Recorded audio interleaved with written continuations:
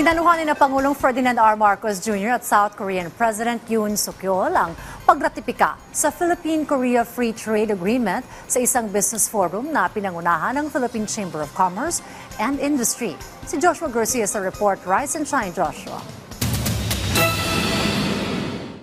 Mas tumibay pa ang diplomatikong relasyon ng Pilipinas sa bansang South Korea, partikular sa ugnayan nito sa pagdinegosyo. Sa ginanap na Philippine-Korea Business Forum kung saan dumalo si South Korea President Yoon Suk-yeol, ipinagmalaki ni Pangulong Ferdinand R. Marcos Jr. sa mga Korean businessmen ang matatag na ekonomiya ng bansa. Kasabay ito ng niretipikahan na Philippines-Korea Free Trade Agreement na hakbang tungo sa pagpapalago ng kalakalan, maginhawang pagdinegosyo at masiglang digital economy.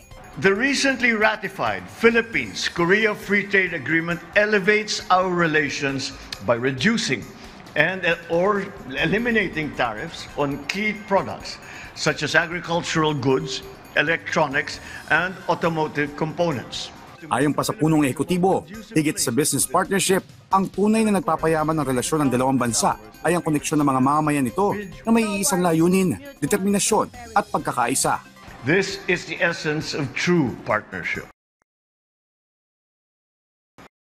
The ability to support one another toward our shared goals. Moving forward together. Of Korean Industries, kinilala rin ni Pangulong Marcos Jr. ang Philippine Chamber of Commerce and Industry o PCCI, Department of Trade and Industry, Department of Agriculture, at iba pang ahensya ng pamahalaan at pribadong sektor sa mahalagang papel na ginagampanan nito sa kooperasyon na magpapaunlad sa ekonomiya ng bawat bansa. Each of you, 12 Philippine and 12 Korean companies and organizations bring a wealth of experience and expertise. Your presence symbolizes the cooperation that propels us towards a shared success.